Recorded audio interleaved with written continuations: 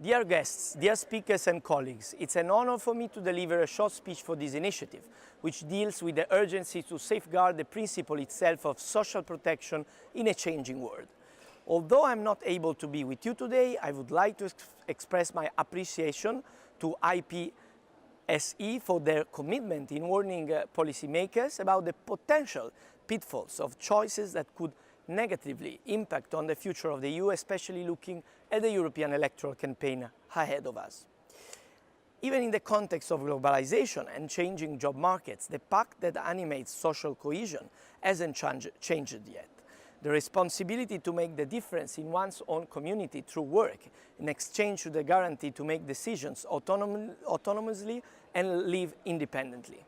It is indeed not coincidental that the political debate across Europe is dominated by the search for suitable solutions for the futuristic scenario of a world without work. The new paradigm produced by digital innovation could indeed be the most revolutionary one for at least a couple of generations.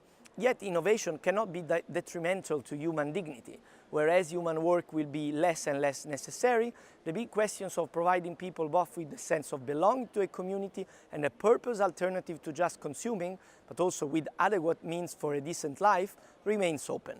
Yet coexistence of different realities in the very same societies is indeed very scaring, even looking at the present reality rather than at the distant future. Today already, an aging, urban, educated, hyper-connected workforce is arising. Labor markets can be identified more and more through the diversity and multiplicity of working arrangements rather than on a one-fits-all approach. Both the dimensions of time and space related to work are shifting, allow a more tailored response to workers' personal needs, but also of the working environment. Flexibility does actually attract many millennials that this way are able to feel to be the masters of their own destiny. However, many non-standard forms of employment involve prolonged economic insecurity and bad working conditions, notably in terms of lower and less certain incomes, lack of possibilities to defend one's rights, lack of social and health insurance, lack of a professional identity, lack of career prospects, and difficulties in reconciling on-demand work with private and family life.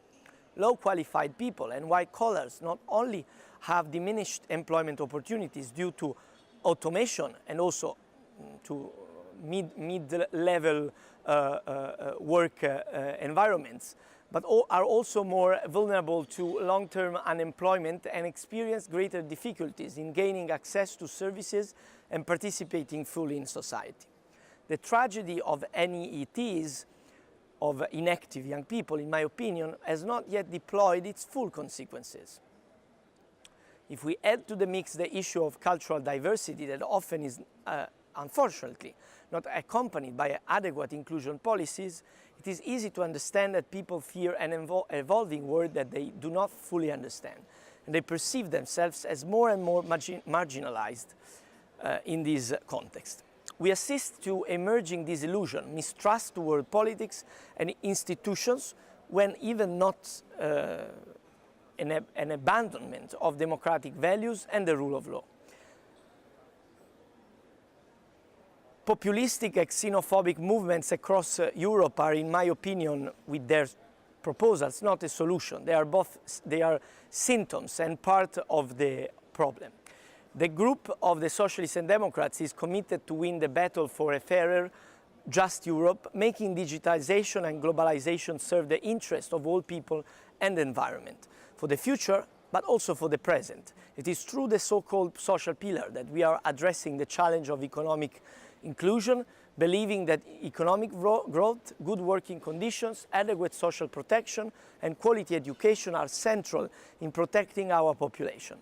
Particularly, social protection systems are more and more asked to function as flexible insurance that can effectively support every phase of each individual's life.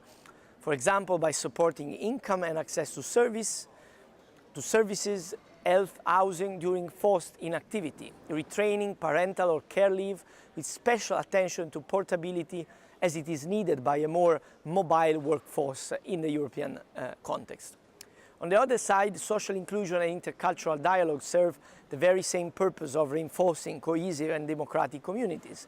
This is why we fight for stronger participation in co-design of policies by civil society organizations that work on the ground of all EU legislative proposals and programs, like, for example, the work we have done in this sense for the Erasmus Plus program.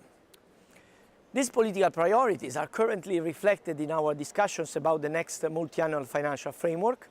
We are still in the middle of the process that will define the future of EU programs post-2020. But we already know that SNDs have the will to fight with all their means to achieve a budget for the EU that is coherent with our ambitions and the Sustainable Development Goals.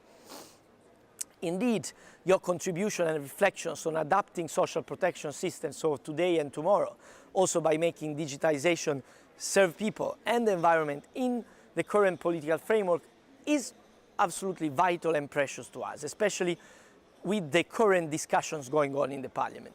I look forward to reading the outputs of the meeting you are holding as suggestions for this final part of the mandate and also for campaigning for the next elections. Therefore, I wish you a good work, and I want to thank for your attention, and also, again, IPSE for inviting me and for organizing such an important and, I would say, very, very timely initiative. Let's keep in contact and continue our work together for the best interest of all European citizens. Thank you very much.